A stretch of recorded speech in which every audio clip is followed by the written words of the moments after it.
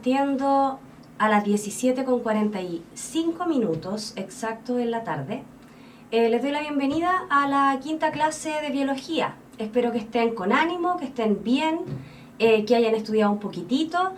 Yo sé que la clase pasada nos quedamos un poco cortos con el tema de las dudas porque se nos anduvo desconectando un poco el chat, pero hoy vamos a responder todas sus dudas y vamos a comenzar inmediatamente. La clase de hoy, yo les dije la clase pasada que íbamos a hablar de célula vegetal y de célula animal. Así que vamos a hacer un breve resumen de la clase anterior, donde conversamos principalmente de la célula.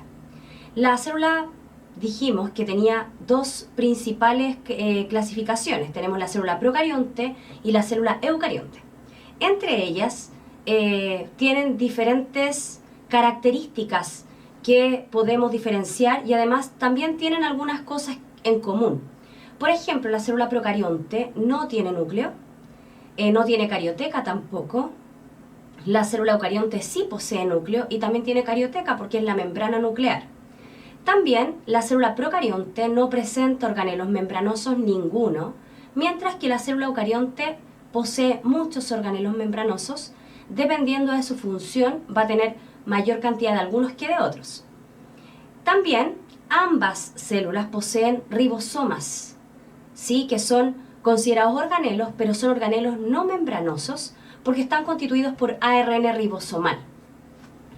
Otra cosa que tienen en común estas dos células es la presencia de citoplasma y la presencia de membrana plasmática. Sin estas estructuras no serían consideradas células.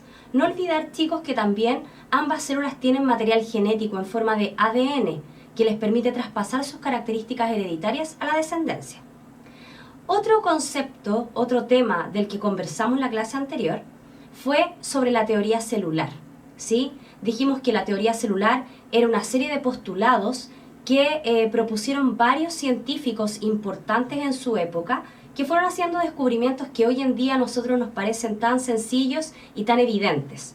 En esa época no eran sencillos ni tampoco evidentes, porque como ustedes ya saben, no existía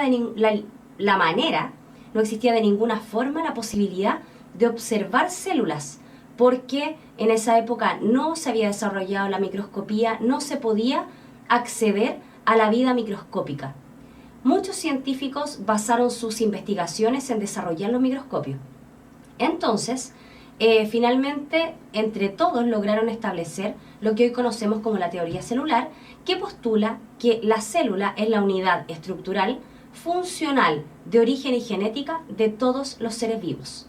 ¿Sí? Recuerden que también mencionamos algunos aspectos sobre los virus, para que ustedes tengan en consideración que no son considerados seres vivos porque no están formados por células, están formados simplemente por proteínas y material genético que en algunos casos puede ser incluso ARN en vez de ADN, ¿sí? Espero que empecemos con buen ánimo. Hoy lo que vamos a ver es el modelo de célula eucarionte, además de los componentes de la célula eucarionte, y vamos a diferenciar la célula animal de la célula vegetal. Comenzamos. Ustedes ven aquí, en esta imagen, una célula eucarionte, ¿sí? Es el modelo de célula eucarionte que se muestra en todos los libros que siempre han revisado desde primero medio en adelante, y pueden observar que la célula eucarionte tiene muchos compartimentos. Esto provoca que la célula eucarionte sea muy eficiente cuando trabaja. En todas las funciones celulares, este tipo de célula puede entregarle una función a cada organelo para poder hacerlos todos al mismo tiempo. No así la célula procarionte, que debía y que debe hacer todas las funciones en el mismo lugar, principalmente su citoplasma. Entonces, si se fijan, esta célula que, como bien dice ahí Carlón, lo más probable es que hayan tenido que hacer el modelo con plasticina, con cartón, con una pelota de Plumavit, pero que es importante considerar que tiene muchas estructuras. Estas estructuras tienen todas una función y las vamos a ver rápidamente hoy. Si se fijan, lo más importante de esta célula que luego se puede clasificar en célula animal y célula vegetal, es que posee un núcleo central. Y ese núcleo central es lo que marca la diferencia más importante con la célula procarionte, porque es el lugar donde se almacena y donde se protege al material genético, al ADN. Tenemos muchos otros organelos citoplasmáticos, las mitocondrias, que son indispensables, los lisosomas, que se encuentran solo en un tipo celular, los retículos endoplasmáticos, tanto rugoso como liso. Todos estos organelos determinan que este tipo de célula sea eucarionte. Y principalmente aquí yo les estoy mostrando la célula animal, porque si se fijan tenemos membrana plasmática, tenemos mitocondrias, lisosomas, además tenemos también los centríolos en algún lugar de este dibujito, y vacuolas muy pequeñas, a diferencia de la célula vegetal, que es la que les voy a mostrar en la siguiente diapositiva. La célula vegetal también es una célula eucarionte, fíjense, tiene aquí su núcleo, donde también posee el material genético almacenado en su interior para protegerlo. Además, posee mitocondrias, retículos endoplasmáticos, posee estructuras como la membrana plasmática, el citoplasma y el citoesqueleto. Es importante y cabe mencionar que en este caso tenemos vacuola, una vacuola gigantesca, que ya vamos a ver de qué se hace cargo dentro de esta célula, que es una acción muy importante. Tenemos los cloroplastos, que son exclusivos también de la célula vegetal, y además tenemos una pared celular muy rígida desde que el vegetal es ya adulto, porque cuando son infantes, podríamos decirlo así, y están en crecimiento, esta pared celular es bastante flexible para poder permitir el aumento de tamaño de la célula. Dentro de los criterios de comparación que podemos establecer entre la célula animal y la célula vegetal tenemos los siguientes. Presencia de centríolos, que son sumamente importantes, pero solo para la célula animal, porque en la célula vegetal no se encuentran, tienen su función principalmente ligada a la reproducción de la célula animal, mientras que, si se fijan, los cloroplastos se encuentran solo en la célula vegetal y no en la célula animal. Todos los plastidios en general, no solo los cloroplastos, muchas veces se ignora el resto de los plastidios, como los amiloplastos, que son los encargados de almacenar el almidón. También se olvidan de los plastidios que son encargados de mantener el color, por ejemplo, llamados cromoplastos, que guardan otro tipo de pigmentos para colorear otras partes de los vegetales, por ejemplo las flores. La pared celular, que se encuentra solamente en la célula vegetal y no en la célula animal, la vacuola central solamente en la célula vegetal y no en la célula animal, y los lisosomas, que podríamos decir que son el sistema digestivo de la célula, se encuentra solo en la célula animal y no en la célula vegetal, porque como ustedes ya saben, la célula vegetal es autótrofa. Eso quiere decir que fabrica su propio alimento y por lo tanto no requiere de una digestión muy estructurada ni muy elaborada, porque los cloroplastos fabrican glucosa y esa glucosa es el combustible principal para las mitocondrias también de los vegetales. Ahora, para que revisemos los componentes de la célula eucarionte, vamos a comenzar por el citoplasma. Si se fijan, el citoplasma es una emulsión coloidal. Pensemos principalmente en la clara de huevo, por ejemplo. El citoplasma tiene esa textura que es más o menos gelatinosa y está constituido por el citosol, que es la parte más bien líquida del interior de la célula, y de los organelos celulares. Entonces, si se fijan, tenemos la membrana plasmática, tenemos el núcleo y el resto, lo que queda en el entremedio, en el intermedio entre membrana y núcleo, es considerado citoplasma. Lo poseen todas las células, tanto procariontes como eucarionte animal y eucarionte vegetal. El citoesqueleto también está presente en célula animal y célula vegetal y está constituido por estas estructuras que ustedes ven acá arriba, ¿sí? A nosotros siempre, principalmente en primero medio, cuando nos mencionaron acerca del citoesqueleto, nosotros nos imaginamos que eran algunas proteínas y si vemos el modelo, también se ven algunas rayitas que dicen citoesqueleto. Pero en realidad el citoesqueleto se simplifica en un modelo porque es una red muy compleja que si pusiéramos la red completa en el modelo celular no podríamos visualizar nada en su interior. Pensemos que la célula en su interior tiene muchos organelos que tienen que estar ordenados. Por lo tanto, no pueden estar flotando ni nadando en el citoplasma. Simplemente están sujetos por este citoesqueleto, como pueden ver aquí en esta mitocondria, que está siendo afirmada, está en un espacio entre medio del citoesqueleto. Las funciones que tiene, como dice aquí, da forma y sostiene la célula. Además, permite el desplazamiento de los organelos en su interior, participa de la división celular porque forma los centríolos, que ya los vamos a ver, y además forma el uso mitótico. Participa de la contracción y el movimiento celular y además, como ya les dije, forma los centríolos, ¿sí? Este citoesqueleto tiene una importancia gigantesca en las células musculares, porque la célula muscular, como ustedes ya saben, tiene la función de contraerse para permitir el movimiento. Por lo tanto, este citoesqueleto es indispensable en este tipo de células. El núcleo, que es el organelo principal de toda célula eucarionte, tanto animal como vegetal, tiene como característica que posee una doble membrana, ¿sí? Si se fijan aquí en el dibujito que yo les coloqué en esta presentación, tiene una doble membrana. Esa doble membrana es importante porque la membrana externa se comunica directamente con el retículo endoplasmático, ¿sí? Lo que significa que están en una relación muy estrecha. La membrana nuclear es la que está, de la que les estoy conversando, y posee además poros nucleares que tienen el tamaño adecuado para permitir el paso de sustancias como el ARN mensajero que sale desde el núcleo hacia el citoplasma para la síntesis proteica. Además, está conformado por una matriz nuclear donde se encuentra la cromatina, el ADN más las histonas. Y también tenemos en su interior el nucleolo, que tiene como función principal la síntesis de ribosomas. Su función es sumamente importante, es el centro de control de toda célula eucarionte. Aquí, donde se encuentra el ADN, es desde donde se mandan señales hacia el resto de toda la célula para poder cumplir la función de esa célula. Y además almacena y protege este material genético.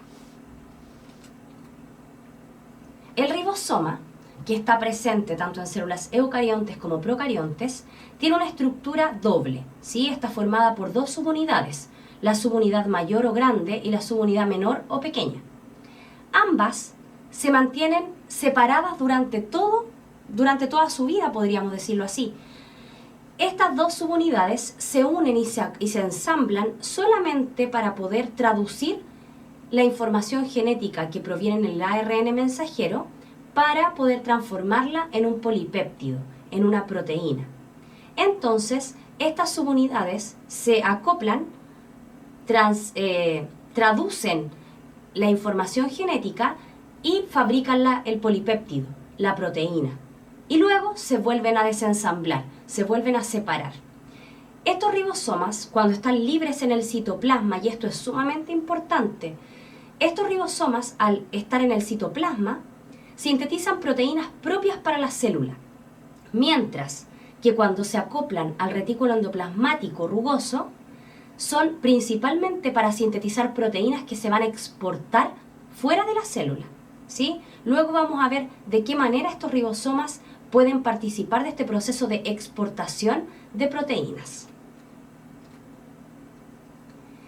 De esta manera, los ribosomas participan en la exportación de proteínas. Si se fijan, tengo el núcleo aquí en el centro, la carioteca con su doble membrana, y la membrana externa se comunica directamente con este retículo endoplasmático rugoso.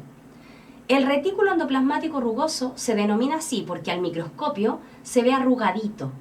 Ese arrugadito corresponde a la presencia de ribosomas en su superficie. Estos ribosomas sintetizan las proteínas que van a ser exportadas.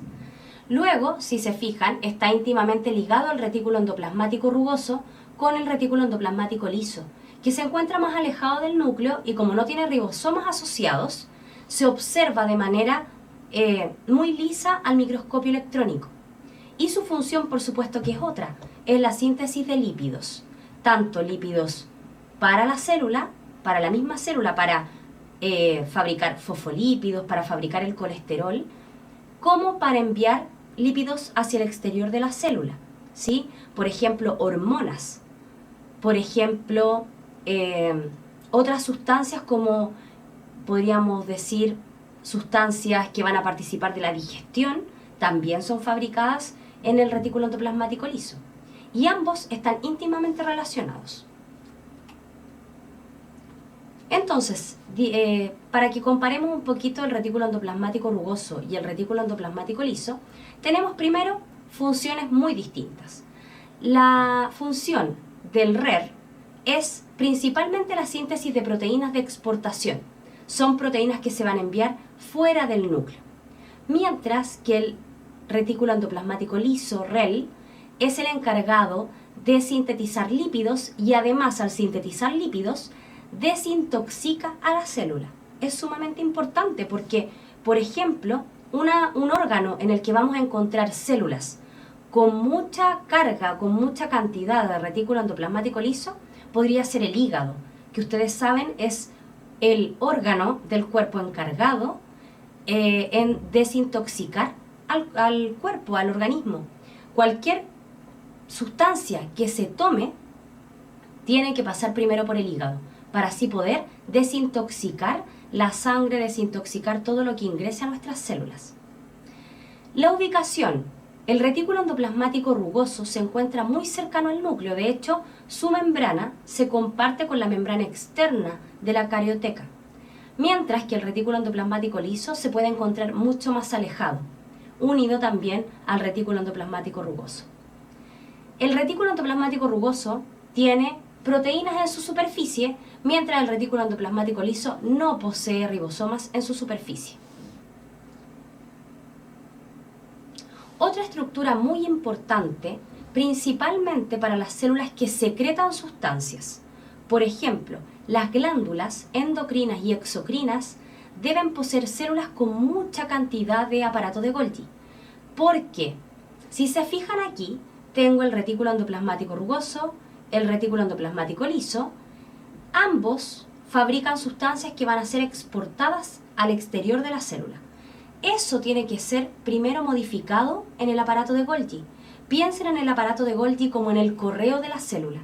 Recibe las sustancias de ambos retículos endoplasmáticos, las envuelve, las modifica y luego las envía al exterior a través de vacuolas. Entonces esas vacuolas finalmente se van a transformar en vacuolas de secreción que van a llegar hasta la membrana plasmática y va a ocurrir una exocitosis, ¿sí? Principalmente hacia cavidades, dependiendo del tipo de glándula, o incluso hacia la sangre si hablamos de glándulas endocrinas que liberan hormonas a la sangre. Si se fijan, ahí les puse una fotito del aparato de Golgi que se nota que son varias cisternas aplanadas y las sustancias de exportación van pasando de una cisterna a la otra hasta ser enviadas al exterior a través de una vacuola. Función importante del aparato de Golgi, que no se menciona mucho, es el proceso y maduración de los productos del RER que se los acabo de mencionar y permite la formación de vesículas de exportación. ¿En qué células se vuelve muy importante este aparato de Golgi? Por ejemplo, en el espermatozoide, donde ustedes ya saben que en la parte de la cabeza del espermatozoide tenemos una estructura denominada acrosoma, que es la punta de la cabeza del espermatozoide. En ella se almacenan enzimas que permiten romper la capa externa de los ovocitos para poder fecundar y poder formar el cigoto. Por lo tanto, este aparato de Golgi tiene una tremenda importancia en, primero, la maduración de los espermatozoides, donde se tiene que formar este acrosoma, este capuchón, donde tienen que existir estas enzimas que son modificadas por el aparato de Golgi. Y también en la célula vegetal, como pueden ver aquí, tenemos el fragmoplasto. Y el fragmoplasto es la estructura que va a permitir la separación en el citoplasma durante la división celular o mitosis de la célula vegetal. Recuerden, lo vamos a ver más adelante, sí, pero recuerden que la reproducción celular de las células es principalmente a través de mitosis. Y la mitosis en la célula animal se finaliza con una citodiéresis o citoquinesis, donde simplemente se separa el material genético. Pero en la célula vegetal eso no ocurre. No se puede separar de esa manera el citoplasma y se forma una placa llamada fragmoplasto que finalmente va a terminar siendo otra muralla, podríamos decirlo así, de la pared celular. Esas células van a aumentar de tamaño después, por lo tanto el retículo endoplasmático y el aparato de Golgi son indispensables para fabricar esta pared celular nueva y poder reproducir o permite la separación de estas dos células durante la reproducción. Recuerden guardar sus preguntas para el final, para que no se pierdan por ahí. Los lisosomas, que son exclusivos de la célula animal, son vesículas que salen principalmente del aparato de Golgi, ¿sí?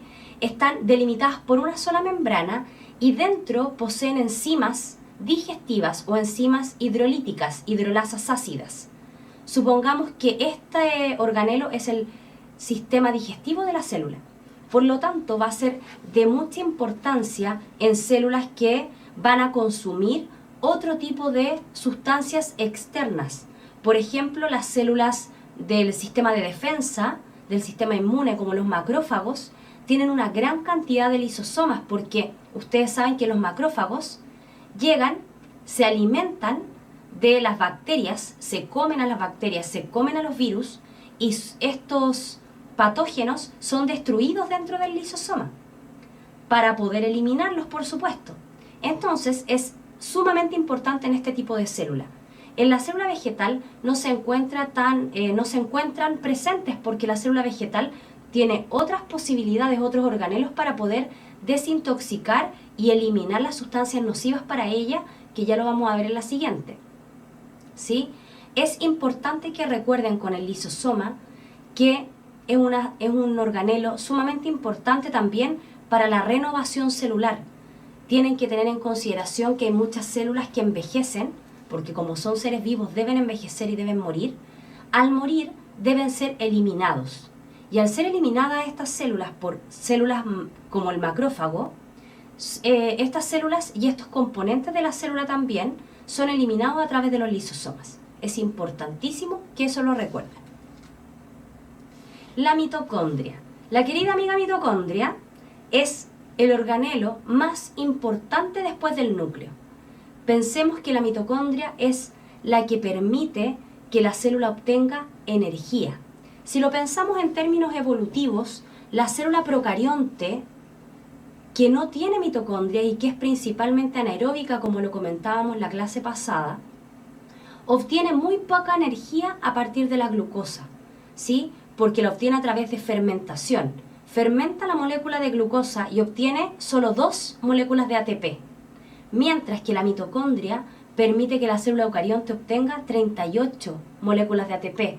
Eso quiere decir que por una molécula de glucosa obtenemos muchísimo más ATP y se aprovecha muchísimo más esa energía. Importante de la mitocondria, de sus características físicas, es que tiene una doble membrana al igual que el núcleo y además tiene su propio material genético. Importante también es que en su interior, como pueden ver en esta imagen, también tiene ribosomas propios de la mitocondria. Acá pueden ver una imagen obtenida a través de un microscopio electrónico y esto es sumamente importante porque gracias a esto tenemos a una científica sumamente famosa que es Lynn Margulis, que pudo postular su teoría endosimbiótica que explica de qué manera aparecieron evolutivamente las células eucariontes. Si lo pensamos, esta mitocondria es muy probable que en un inicio haya sido una célula procarionte, porque tiene ADN circular igual que una célula procarionte, tiene ribosomas idénticos a los de una célula procarionte y además tiene una doble membrana, lo que significa que una célula cualquiera pudo haberse comido, pudo haber engullido a una mitocondria y finalmente quedaron en una especie de endosimbiosis donde vivieron juntas para siempre y ya no pueden estar separadas. Aunque si son bien científicos, tienen que haber leído por ahí la noticia que indica que los científicos hoy están investigando un nuevo eucarionte que descubrieron, que habita en el intestino de la chinchilla, y lo descubrieron acá en Chile, que no posee mitocondrias. Y eso es un cambio radical a todo lo que nosotros sabemos al respecto del metabolismo de todas las células eucariontes. Habría que reformular un montón de cosas, así que ahí tienen harto campo de estudio para el que quiera estudiar biología celular, que pensábamos que estaba todo dicho, hoy sabemos que no. Los peroxisomas. Estos organelos son súper importantes en la célula vegetal porque permiten la desintoxicación de la célula, ¿sí? Si lo pensamos, la célula vegetal necesita de mucha agua. Por lo tanto, en algunas reacciones químicas se produce agua oxigenada o peróxido de hidrógeno. Ese peróxido de hidrógeno es tóxico para nuestras células. Entonces, este organelo elimina este peróxido de hidrógeno a través de enzimas, ¿sí? La peroxidasa, que se encarga de separar esta molécula de peróxido de hidrógeno en agua y en oxígeno, que no son tóxicos para la célula. Por lo tanto, evita la acumulación de esta molécula en el interior de la célula y evita que se oxide. Diferencia entre célula animal y vegetal. Tenemos los centríolos, ¿sí? Que dijimos que estaban conformados principalmente por el citoesqueleto.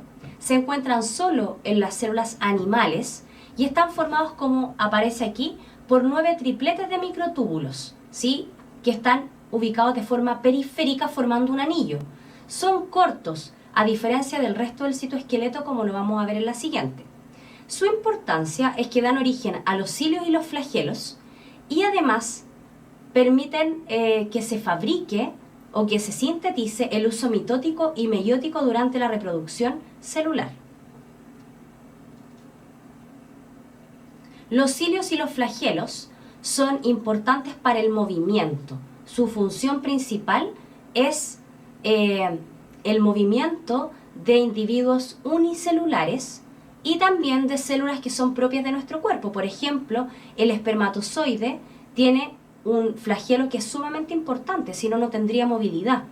Pero los cilios son principalmente importantes en la constitución de los organismos eucariontes unicelulares, que son los que habitan en el agua, los protozoos, las amebas, que se van a mover gracias a la existencia de estos cilios y flagelos. Podemos diferenciarlos porque tienen características distintas, ¿sí? Los cilios son cortos, además son muchos y rodean completamente la membrana celular por fuera, mientras que los flagelos son largos y son únicos, como pueden ver en la imagen de ese protozoo y también en la imagen de ese espermatozoide. Los cilios, por otra parte, permiten la limpieza de estructuras como nuestras vías respiratorias, porque permiten barrer las superficies. Importante, en los oviductos también se encuentran muchos cilios en su estructura interna y estos cilios se mueven para poder transportar a los ovocitos hasta el útero, porque ustedes saben, el ovocito es una célula que no posee ninguno de estos mecanismos de movimiento.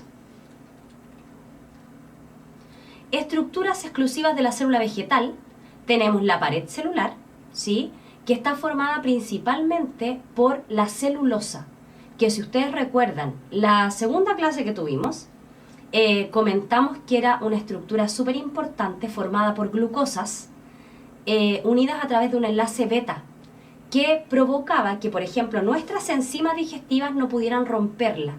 Por lo tanto, cuando nosotros comemos plantas, termina siendo simplemente fibra dentro de nuestra dieta. Esta celulosa está formada por este enlace beta que le da una rigidez importante para la célula vegetal. Gracias a esto, la célula vegetal no estalla cuando absorbe mucha agua. Por ejemplo, es permeable al paso de sustancias, a diferencia de la membrana plasmática, que es semipermeable. Esta capa externa, porque está por fuera de la membrana plasmática, es bastante rígida y permite darle la forma a la célula vegetal. Recuerden que esta estructura es la que observó Robert Hooke cuando cortó el trozo de corcho y lo observó al microscopio. La vacuola central es otra estructura exclusiva de la célula vegetal y es una vesícula grande que utiliza la mayor parte del volumen de la célula, mucho más grande que el núcleo, y está capacitada para almacenar agua y para controlar la presión osmótica al interior de la célula. ¿Qué significa esto? Que cuando a la célula le falta agua, esta vacuola es la encargada de satisfacer esa necesidad de agua para los cloroplastos. Mientras que cuando hay un exceso de agua, la almacena la mayor cantidad de agua posible para que en momentos de falta de agua no le falte verdaderamente agua a la célula. Y importante es que su membrana recibe el nombre de tonoplasto. Y eso es importante, ¿por qué? Porque permite que la célula vegetal mantenga la turgencia. Si ustedes han comprado alguna vez tomates y fueron a comprar tomates y les enseñaron, los tomates tienen que estar duritos. Asimismo es como debe estar la célula vegetal, porque si se deshidrata, la célula puede sufrir de plasmólisis, que lo vamos a ver en la próxima clase, pero puede sufrir de plasmólisis y puede empezar a fallar y finalmente morir. Y otra estructura sumamente importante en la célula vegetal son los cloroplastos. Como ya les mencioné en la primera diapositiva, existen otros plastidios, pero uno que es importante a nivel evolutivo es el cloroplasto. El cloroplasto también tiene una doble membrana, por lo tanto Lynn Margulis también postula que en algún momento una célula engulló un cloroplasto y finalmente se transformaron en simbiontes. Y el cloroplasto se mantuvo al interior de esta célula transformándola en una célula fotosintética. También tiene su propio ADN y sus propios ribosomas, lo que da más luces de que esta teoría es cierta. Presenta pigmentos fotosintéticos, principalmente la clorofila, que es lo que le da esta tonalidad verde a las plantas, y también tiene carotenoides, ¿sí? Los carotenoides también están presentes y participan del proceso fotosintético, pero en una menor medida. Y son todos los pigmentos que le dan estas tonalidades anaranjadas a las plantas. Por ejemplo, aparte de las plantas como las zanahorias, como las naranjas, tienen muchos carotenoides. Y la función principal del cloroplasto es la realización de la fotosíntesis. Por lo tanto, vamos a encontrar una gran carga de cloroplastos en las células vegetales, pero que se ubican en las hojas. Porque si yo busco cloroplastos en las raíces, no voy a encontrar, ¿sí? Y no voy a encontrar porque la raíz no es la encargada de hacer fotosíntesis en una planta. Tienen que pensar biólogamente que las plantas también tienen órganos, por lo tanto es importante pensar que cada órgano tiene su propia función.